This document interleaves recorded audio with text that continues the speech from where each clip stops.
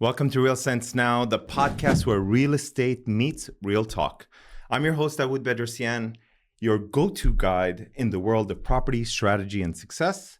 I'm here to bring you the insights, the stories, and the strategies you need to make sense of it all so that you can thrive and excel. On today's episode, it's going to be nothing short of an extraordinary episode because we're diving into the mind of one of the most influential figures in real estate today. He's a real estate broker, an investor, a coach, an author, and he's built a $10 million portfolio while helping thousands and thousands of agents and investors level up their game.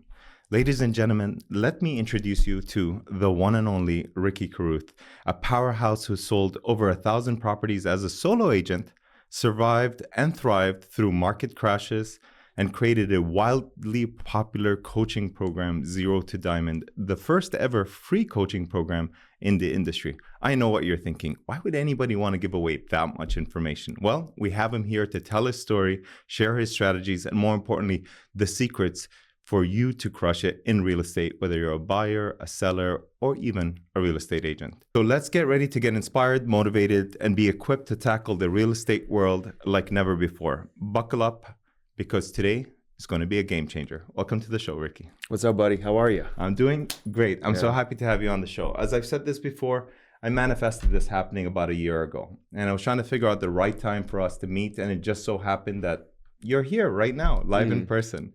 So before we get started, why don't you tell the audience a little bit about yourself, how you got into real estate and how you got started? Yeah, absolutely, man. It's funny because a lot of people ask me that, and they say, how'd you get into real estate? Real estate, I didn't really get into real estate. Real estate kind of got into me. I grew up roofing houses with my dad, and that's where I kind of learned how to work hard. And then my mother owned a hair salon, and she cut all the real estate agents' hair, right? All the doctors, lawyers, policemen, judges. Like, she was the guy, the hair person to go to. Yeah. And so like I grew up friends basically because I was the little guy at the hair salon, and everybody loved my mom. So like I already knew a lot of these people. And I remember the real estate agents, they always had the nicest cars, the biggest houses. They had the biggest smile on their faces. You could tell that their quality of life was really good.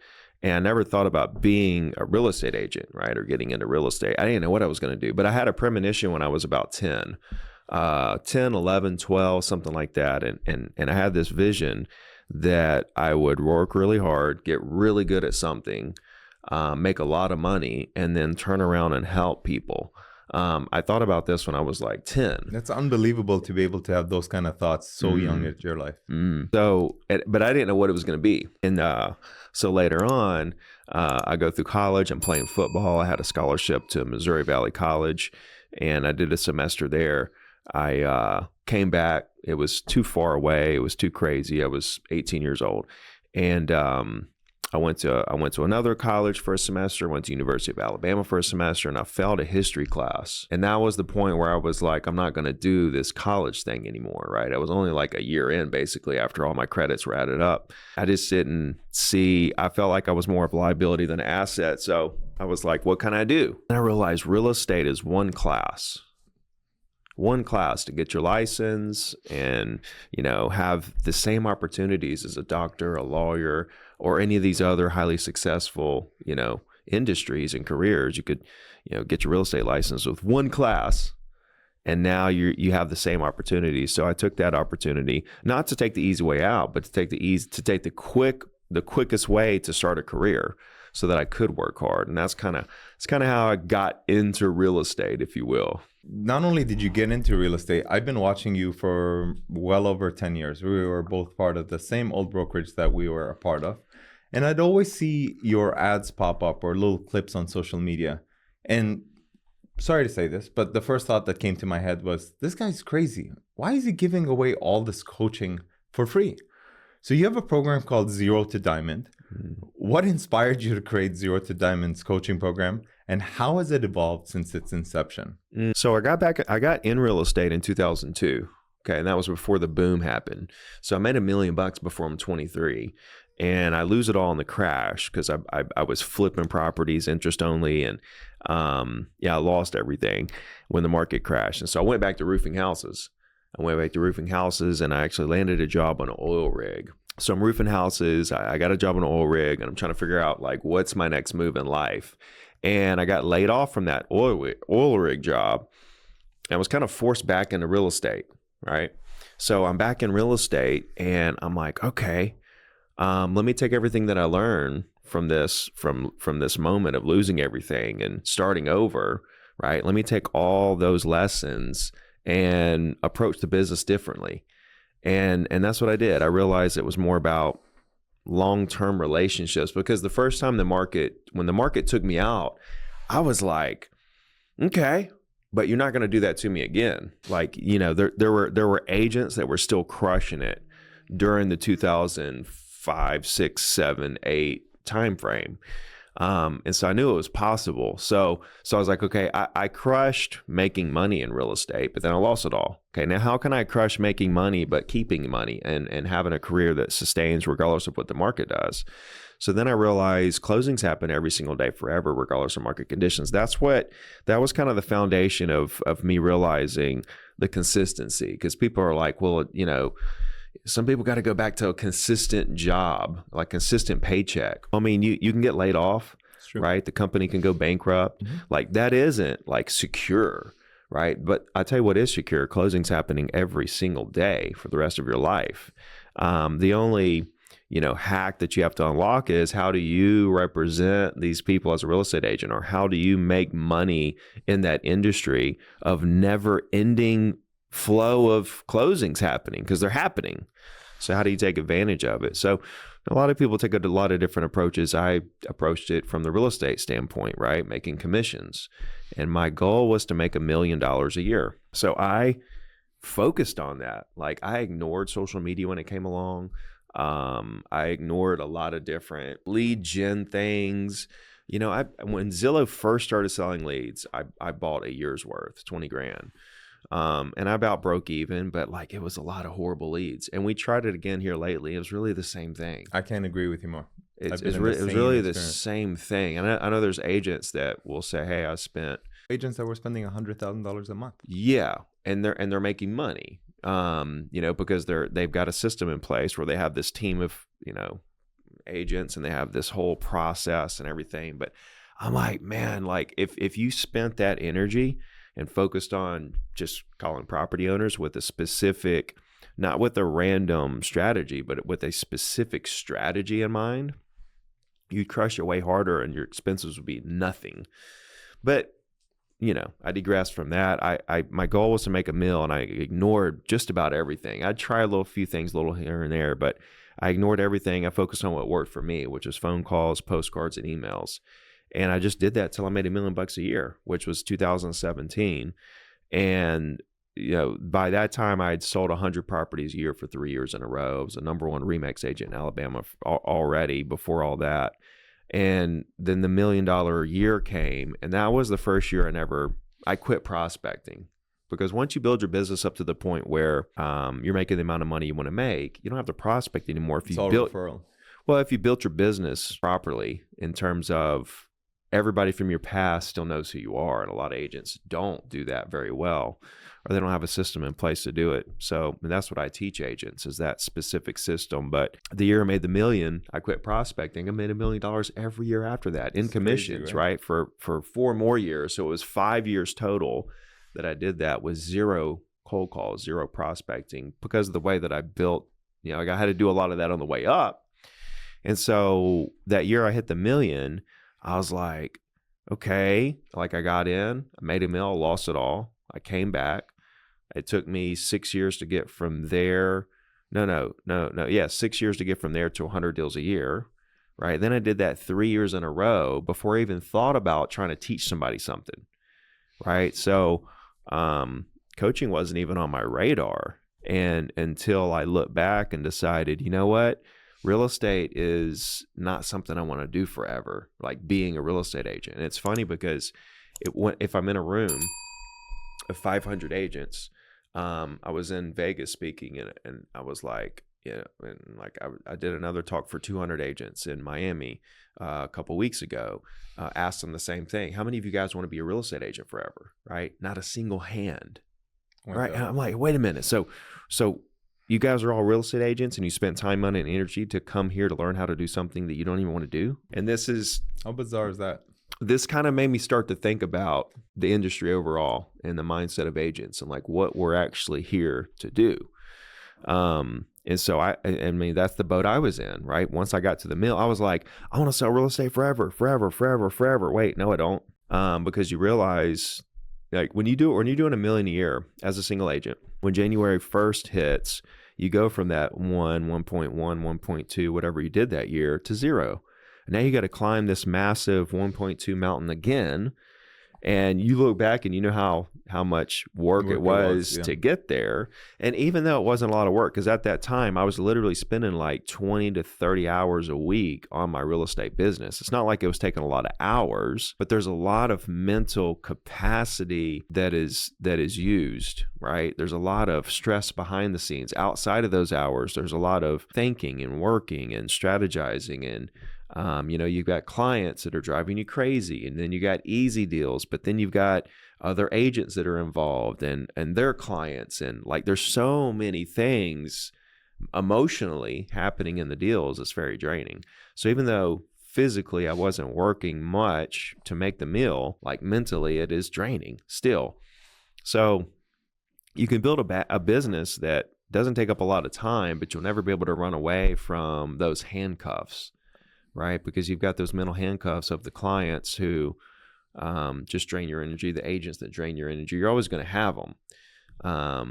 And then just the sheer energy just from, keeping the business going. Then you have all the pitfalls of the different market cycles and stuff. Then you have the fact that you literally can't leave really, and even when you go on vacation, you're still kind of working in that kind of business, right? I don't know about you, but I always feel like when I go away, that's when my phone rings even more. I feel like everybody knows I've left town and they want. I think it's just an illusion. I think it feels like that, but it's not necessarily true. I think you just feel like that because you don't want any calls. So any call you get is it's magnified. So you think, man, I'm getting more calls. Well, not really. You just don't want any. So but yeah, I realized that that I didn't want to do it anymore. Like I realized I couldn't do this forever. So then I was like, okay, what can I do? Well, I can build a business around helping agents do what I've done. And so that's when I wrote a couple books and started speaking, writing, coaching,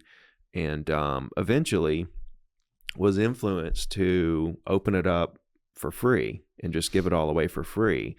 And the business model was that, I tried paid first and the growth was so slow. I could see that it just wasn't really going to blast off like that. But when I was given away for free, and then people are like, well, I don't value free and, and stuff. But the thing is when they get in there, if it really is amazing stuff on the back end, which it is and was, then that's a whole different ball game. Right. So I agree with if it's free, then people don't value it to a certain extent, but I don't think it's black and white. I think there's a gray area.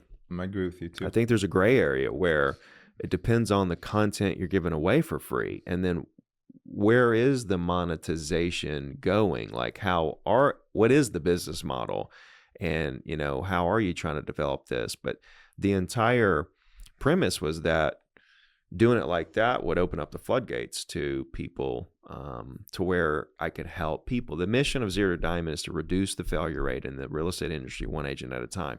Well, doing it the paid way wasn't really accomplishing that mission very well, right? Because there was a lot, and think about it, agents that need coaching, right? The ones that need coaching, they're struggling, most of them, right? They're broke. So it's what's the statistic? Agent in the first year does what, 1 or 2 deals a year at best, maybe make $16,000. I heard. Or the first year. Yeah. I don't know exactly first year. I know 90% of agents fail, and I know 50% of agents in the U.S. didn't even do a deal last year, and only 8% did more than 4 deals or something like that. Yeah, it's crazy. Yeah. So, you got to think there's this huge group of agents, and if they could just, because these are hardworking, honest people. Like they want to do this. Most of them, a lot of them don't. A lot of them don't have what it takes. I'll be honest, this is a hard business. It's a really hard business. A lot of people think that they're going to get into real estate and just make hundreds of $1,000s in commission like you see on the TV shows, and it's so far from it. And that's well, some of them do though too, right?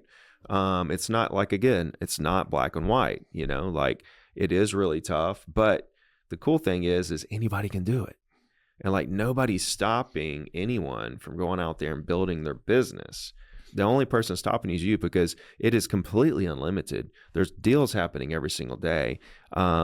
Your business is predicated on how many relationships your career is predicated on how many relationships, lifelong deep relationships you build in your market. Nobody stops you from talking to people and building these relationships. Like that's a complete free for all. The only restriction would be if somebody has a listing with someone, you per the code of ethics, you can't talk to them, right? If something's listed, you can't talk to them.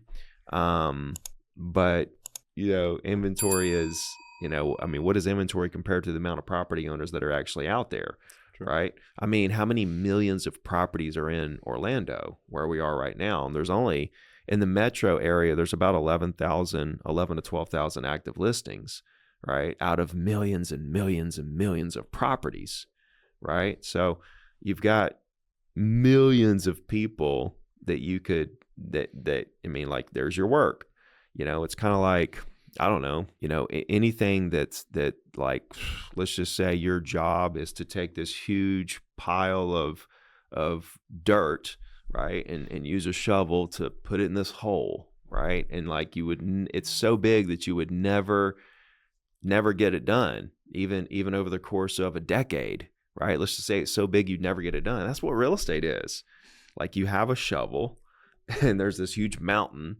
And there's no way that's what this sea of property owners and people in the market is to real estate agents. It's a pile of dirt that you're supposed to pick up little by little, one at a time. The only thing between agents and their goals, right? Like if they want to make $1 million, if they want to, make, $2 million, they want to make $500,000. The only thing between them and that goal, right? The main thing in between them and that goal are thousands of one-on-one conversations with people in their market. So true. And so, when I ask the question, how many of you guys want to do real estate forever? And nobody raised their hand.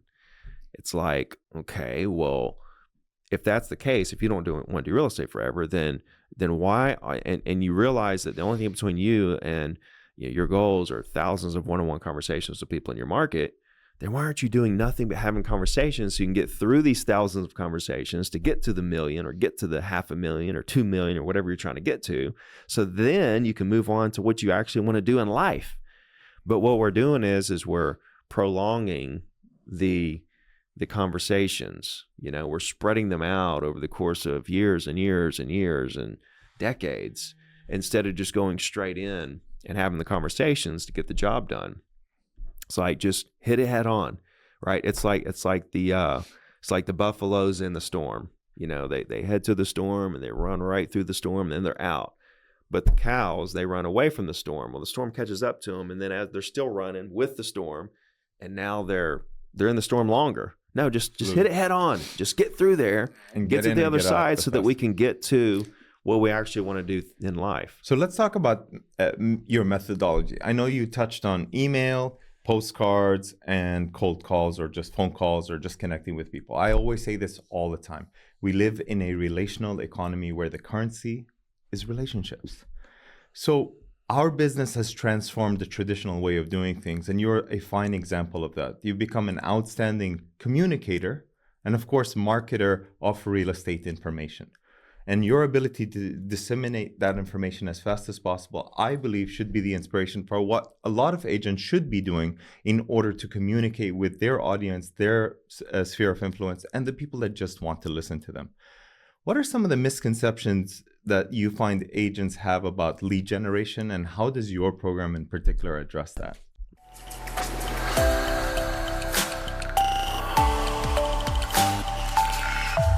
Thank you so much for watching. If you found this video helpful, please give it a thumbs up and consider subscribing to our channel for more real estate tips and market insights. I think the biggest misconception is that there's only so many leads, right? So when we come to the business, we're taught just your traditional lead gen strategies, right? Like for sale by owners, expires, Zillow leads, open houses, stuff like that, right? Well, if you look at those type of leads, for sale by owners, there's only so many at any given time. And then you're kind of waiting on more to come on the market.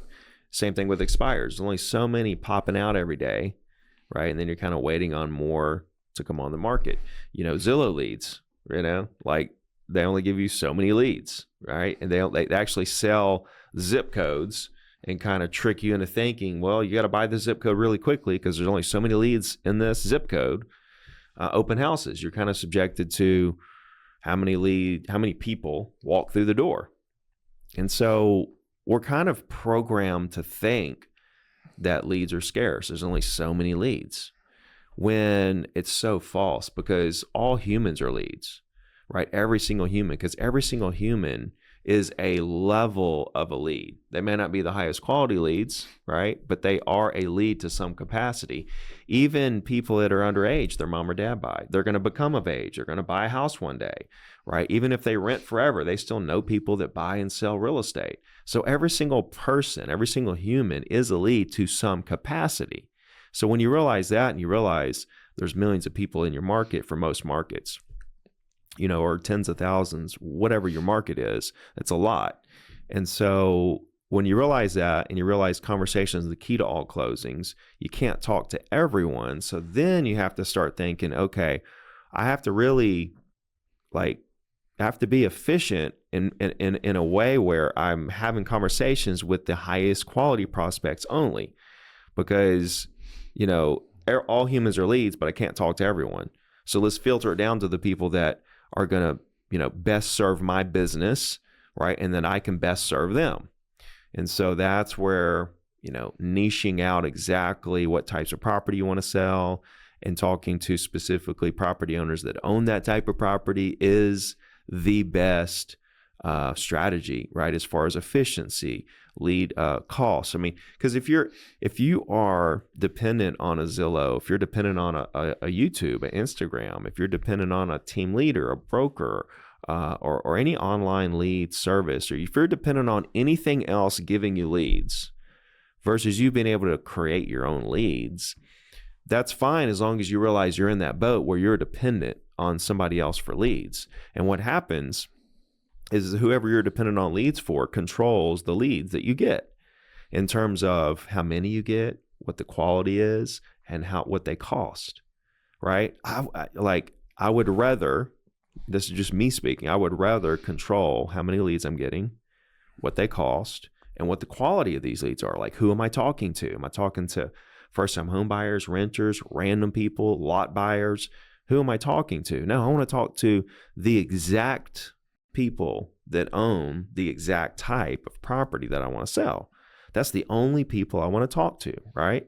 I mean, this is just me. I'm coming from a place of strictly efficiency, strictly production oriented. I mean, this is why my business grew so much faster than everyone else's business, because I knew that, I figured it up. They were getting about 40 or 50 leads a month through Zillow or open houses or whatever, right? And so it's about 500 leads a year. I said, okay, if agents are getting 500 leads a year, I can call 100 leads a day, right? Because all humans are leads. And if I'm calling a human, I'm calling a lead. So I can call 500, I can call 100 leads a day. Well, that's 500 a week. They were getting 500 a year.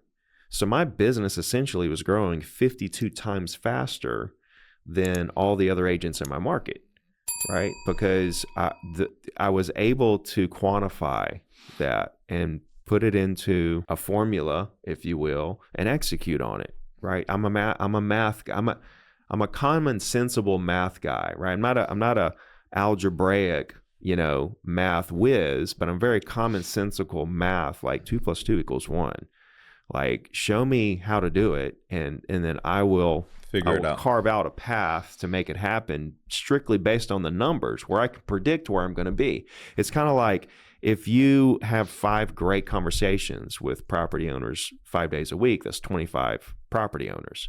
If you do that across a month, that's 100, right? 100 great conversations per month with property owners for the exact properties you want to sell, right? If you made a goal every day to have 5 great conversations with property owners every day, 25 in a week, 100 in a month, 1,200 in a year, right? Well, I know if I'm doing a weekly email to my entire database that none of these people will ever forget who I am. They may or may not use me as an agent, but they're never going to forget me, and they're going to remember how personable I was and they're going to see how hardworking I am and consistent and dependable I am through the email, because I'm giving my opinions on things. It comes every single Wednesday. So I know that I have a predictable system now. And like, I can just work the math and say, okay, I got 1,200 this year. Next year it's 2,400. The next year it's 3,600. Then it's 4,800. Then it's 6,000, right? And I know within 5 years I could have 6,000 property owners getting my weekly email that know, like, and trust me. I know that my business is going to be one of the largest businesses in my market. It's just easy math for me. Yeah. So then comes the more easier part for me is executing on it, because it's easy to execute on things that you have clarity on what you're doing is actually going to get you where you want to be. That's the problem with agents, is they don't have clarity on what they're doing day to day to know that what they're doing is going to get them where they want to be. Absolutely. So then they're confused and they start backtracking. And they're like, oh, and that's why you see them jumping around from this lead thing to that lead thing to this to that and kind of bouncing all around, because they don't have clarity of how this thing they're doing currently is going to get them where they actually want to be. And this is exactly why I love your phrase, the business is unlimited to every single agent out there. But we've been seeing a lot of changes in the market, and I just want to shift the focus in terms of market trend or industry perspective. With the rise of platforms like Zillow, we brought it up so many times on the show thus far. Do you believe that they could actually replace our traditional MLS system? No, I don't think, honestly, I don't know if the traditional MLS system is going to be around much longer. There's just too much stuff going on in the legal world. Without the clear cooperation policy, and without, the National Association of Realtors basically mandating that you have to be a member of NAR to have access to your local MLS. I mean, there's a lot of things happening right now in the industry that I see changing. And the Sitzer Burnett was kind of the first step towards, okay, like, there's fixing to be some serious changes when it comes to the logistics of how we operate as agents. I think Zillow will be one platform that has listings and stuff, right? And they have a lot of eyeballs. Homes.com is kind of rivaling with them in terms of eyeballs. Zillow's still, the winner, but you're going to have other platforms pop up. You actually have the American Real Estate Association, by Mauricio Unmasky. He's started that, it's basically what NAR does. But nothing will ever be another NAR, right? Because NAR had it locked up for so long, where everything was kind of mandatorily flowing up to them from the local associations to the state associations to the national association, which in my opinion, they were doing a lot of great things, and they were doing a lot of things questionable. But overall, I think a lot of things are going to change. So no, I don't see Zillow like being like the MLS, but I see it being one of, the MLSs. And when you say MLS, I think that term might even change, multiple listings service, because like the whole definition of MLS is kind of like private realtor information. And I just don't know if there's going to be a whole lot of private realtor information moving forward. It's really interesting that you mentioned that. I know you've always had a very optimistic outlook in spite of whatever market trend or change is happening in the market. I think we can all agree that this has probably been one of the most challenging real estate years for a lot of people in this industry, whether it's sellers, buyers, agents alike, high interest rates, so on and so forth. How would you describe the current real estate market, and what do you think would be the key trend for buyers, sellers, and agents that they need to be aware of for the upcoming year? That's a great question. So I actually been looking at this a lot.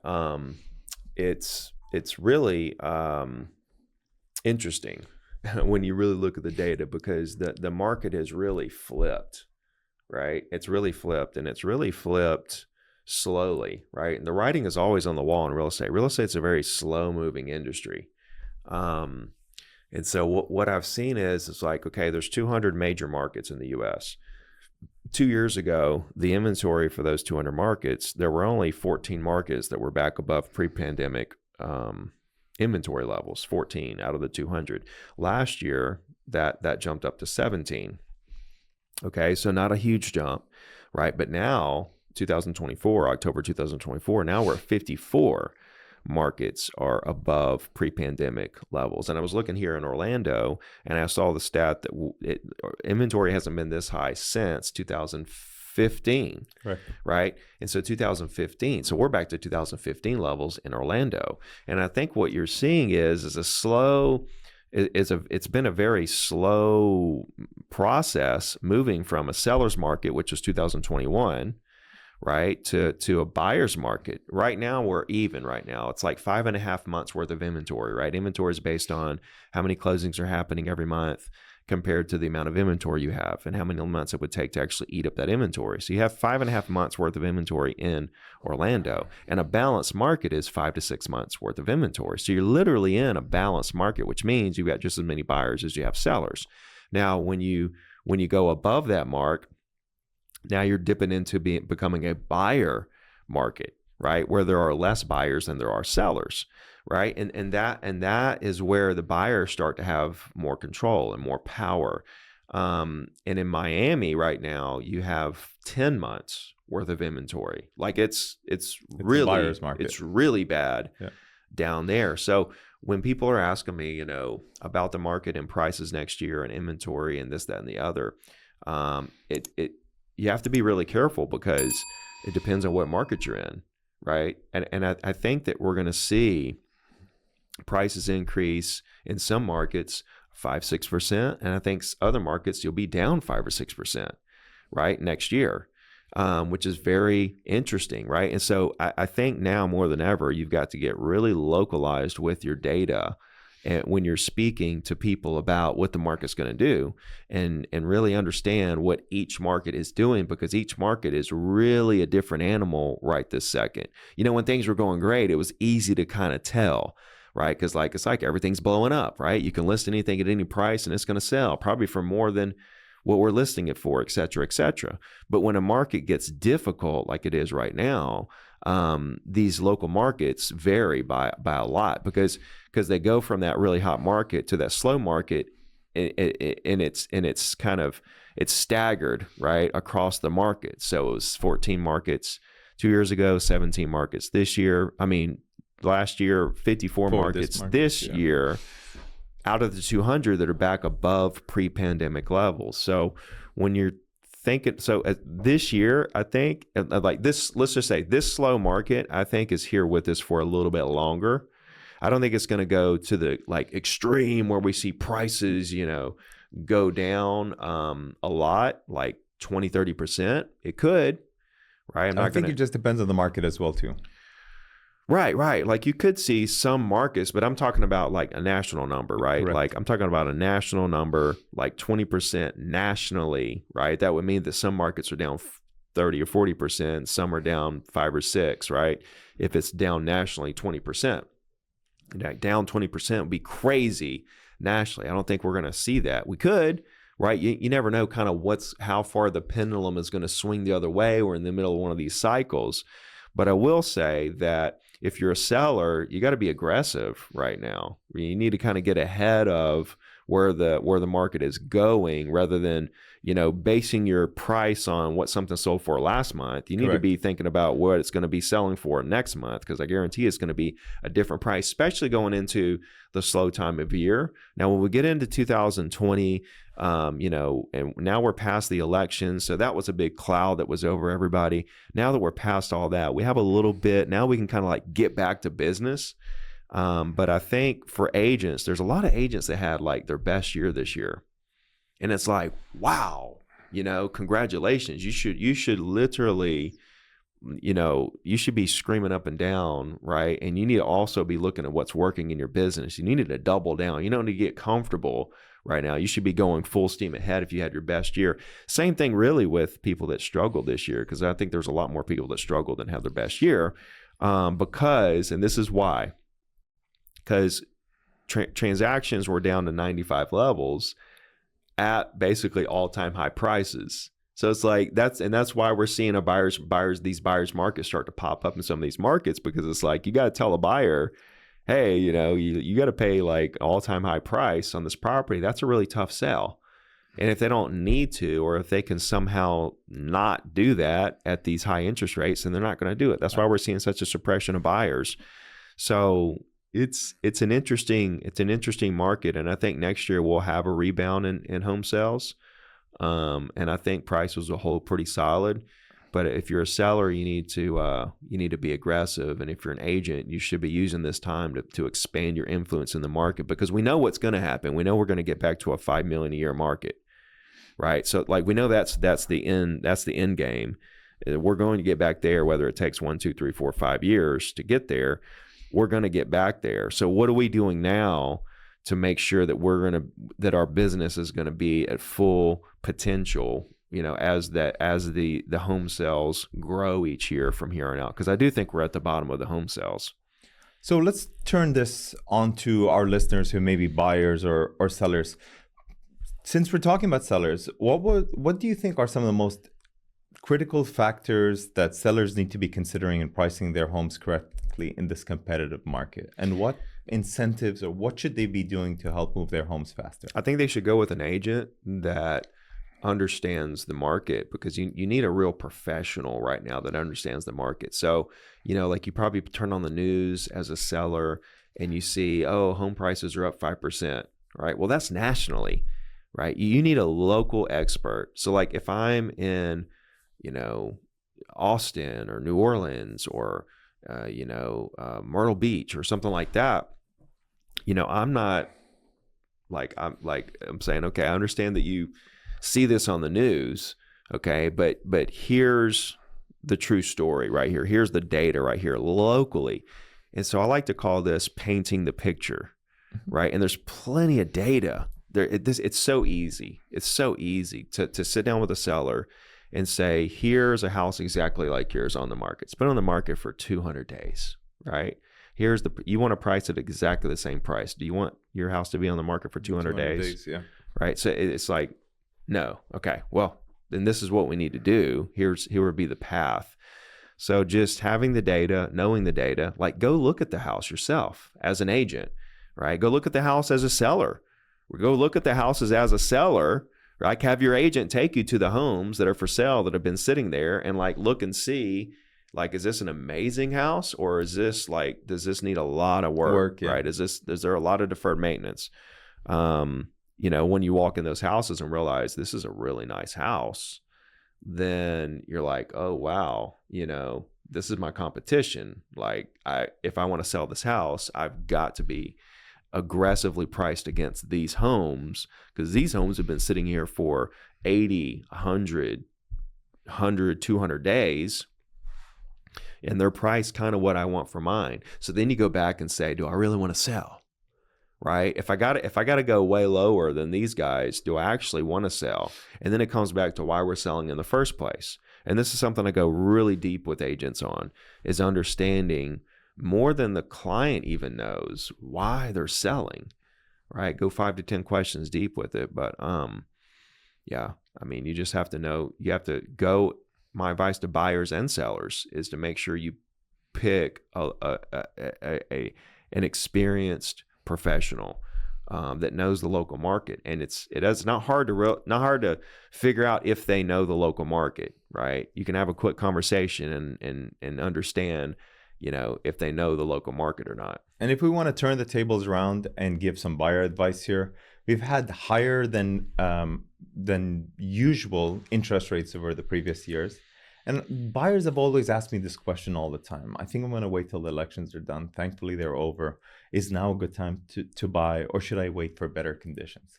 What's the advice that you give? Because you give a ton of advice on your channel all the time. And by the way, if you want to follow Ricky, just go to his Instagram page, type in Ricky Carruth, and you're going to be inundated with such incredible value that he puts out almost every day, if not every day.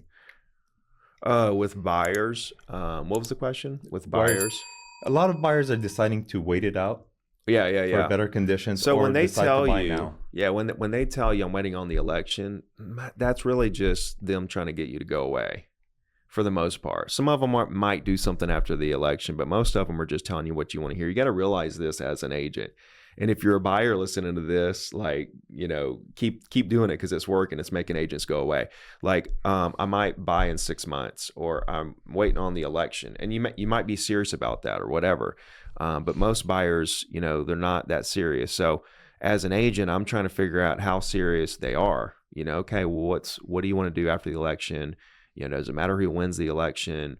You know, what's your timeline? Why are you looking to buy anyway? I'm trying to really understand what their situation is so I can start to put something together to actually help them. You can't help somebody unless you know what they're trying to do. Exactly. It's the biggest problem with agents. They're like, I talked to this seller. We had an appointment. They want to sell this and buy that. We had a great meeting. You know, what do I do next? I'm like, well, why do they want to sell that and buy that? I don't really know. Okay, well, that's you don't know the next step because we don't even know what we're doing. Like, you got to understand why they want to do that upgrade or downgrade to the fullest before you can really help them. But anyway, if you're a buyer right now, I think it's interesting for buyers, right? Depending on what market you're in, that you've got a little room to breathe here as opposed to a couple years ago.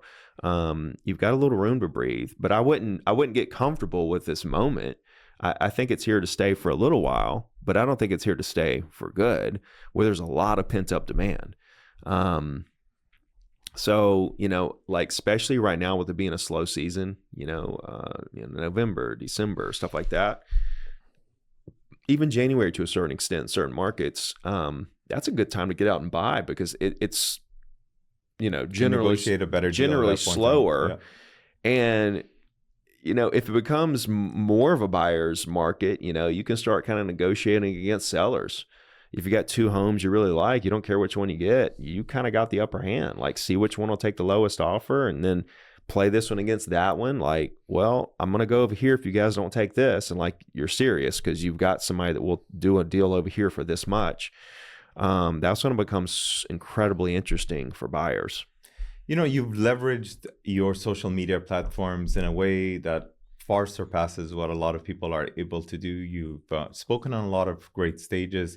And the one thing that I love that you do, you just give away your information all the time. Your coaching is free. Your information is just pearls of wisdom all the time. Tell agents how to effectively leverage social media so that they can benefit and follow in the same path as you have as well too. Well, I think social media should be used to build your brand, not necessarily lead gen. I think lead gen for social media should kind of be a secondary option, in my opinion, right? This is just me talking. What I would do personally, I would maximize it, but I would understand that any lead gen activity, the entire objective of it is create a conversation with a potential prospect, right? A human being in the market that might want to buy or sell something. So if the objective is to create a conversation with a prospect, then I can just have conversation. I can call the exact prospect that I want and have the conversation right now. I don't have to, you know, do a video hoping somebody calls me, right? So I think understanding where social media, like where it fits into your business model, number one, and it might be your lead gen source. And for a lot of agents, it is. And I know agents that make millions off of social media. But you know, I know a lot of agents that try it and it doesn't work, right? Them, yeah. And they make it their primary source, and I think it should be a great secondary source. I think email should be the foundation of your brand. That's your social media platform. Social like email is your social. But a lot media. of people say a lot of people don't open emails anymore, or they do. so many of them all the time. No. Yeah, they don't open them. That's because they see it though. See, that's the thing. I mean, you could say the same argument with not a lot of people engage with social media content. They just flip through. They see it and they just keep going, right? But some people click on it. Same thing with email. They just flip through. They see it and they just don't click on it. But some people open it, and so the average open rate is like 30% or so. Something. So how many emails do you suggest people put out a week? One. Yeah, one email with their opinions on something local in the market, right? It could be market stats, like here's the stats and here's what I think about them. Too many agents are just sending out stats. Here's the stats. See you later. Well, that's just cold hard information, and 15 other agents are sending them the same thing. But when you back that up with your opinions on it, because you're an expert and you have an opinion on what those stats mean to you and what that means to your clients and what clients have said to you in the field, etc., then now you've elevated yourself above all the rest of the agents, right? But like that is your social media platform. So use social like in the traditional sense, like Instagram, Facebook, YouTube, etc., to get to get people into your spider web of your weekly email. Number one, like I would use it for that manner. Number two, I would use it to create conversations. When I do see a comment, when I do get somebody to follow me, when I do, somebody reaches out to me on instant message or something, then I'm kind of going back and forth to see where this is going to go. And my entire, objective is to figure out what they're trying to do and why. Same thing I would do voice to voice. But once I get to that point where I realize what they want to do, then I decide, okay, do I want to take this to a phone call or do I want to get them into my weekly email for future business, right? So I think you just have to understand where it fits in your business model and then execute on it that way. So we're starting to wind down over here, and I definitely want you to leave us with a couple of really important strategies, specifically for agents, even investors, because I think what you do here, you do everywhere. We talked about success cycles, and we've talked about cycles of success and failures and how the market dips up and down. How do you break out of those patterns and sustain long-term growth? You mentioned it in the beginning of our episode. Just tie it all in together and teach the agents and the investors how they can navigate through these ups and downs to continuously find success in what they're doing in real estate.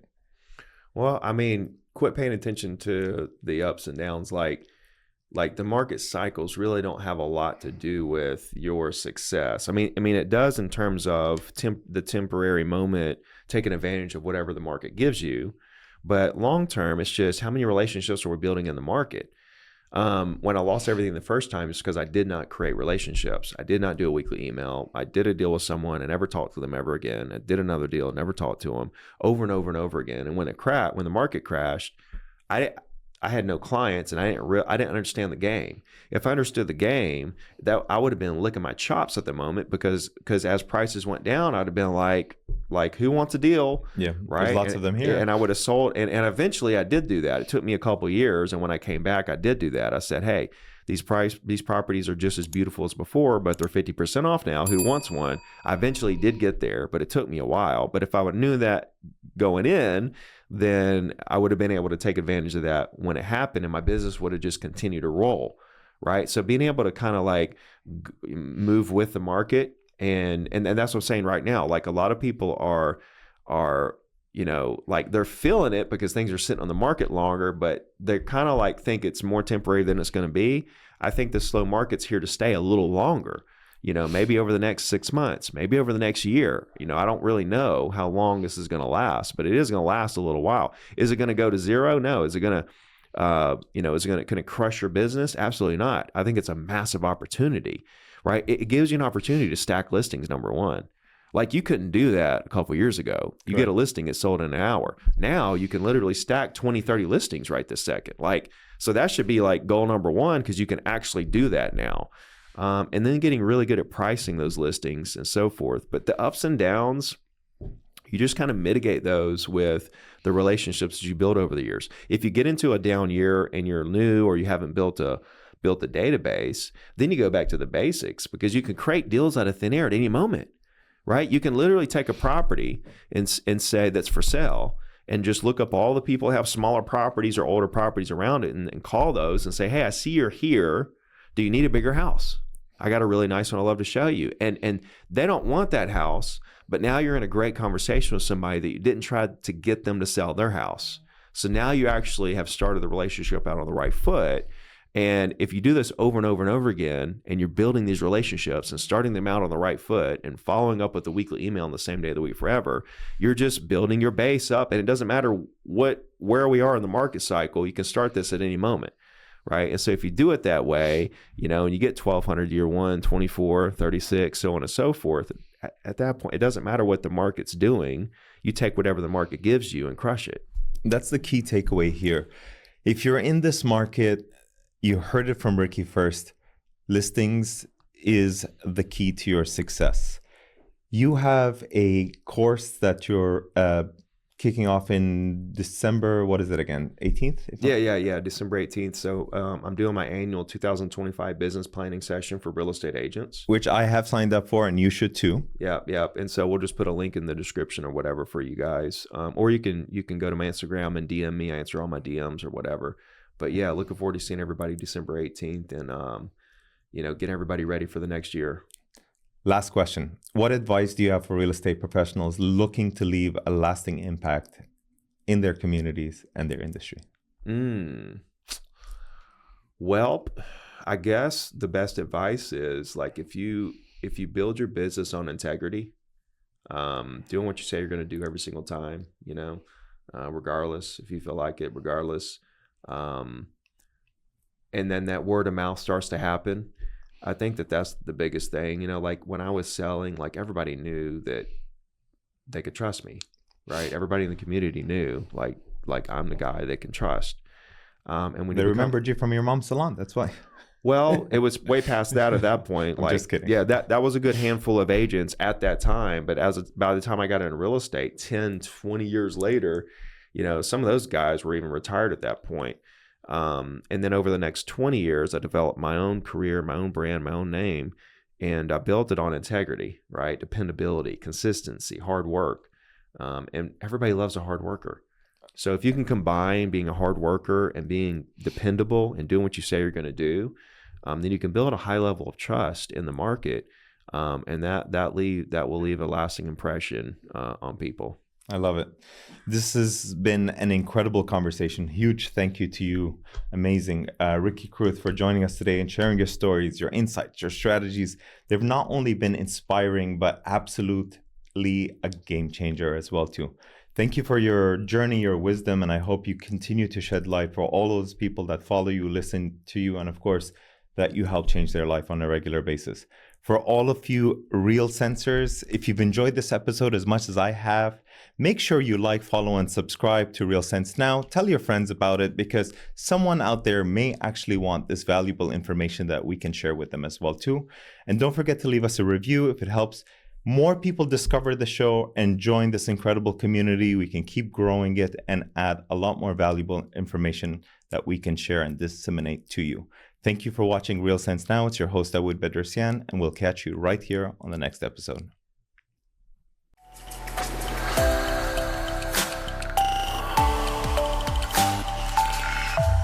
Hey, thanks for watching. If you like this video, smash that like button and subscribe for the latest real estate hacks and market updates. Don't forget to ring that bell so you're always in the loop.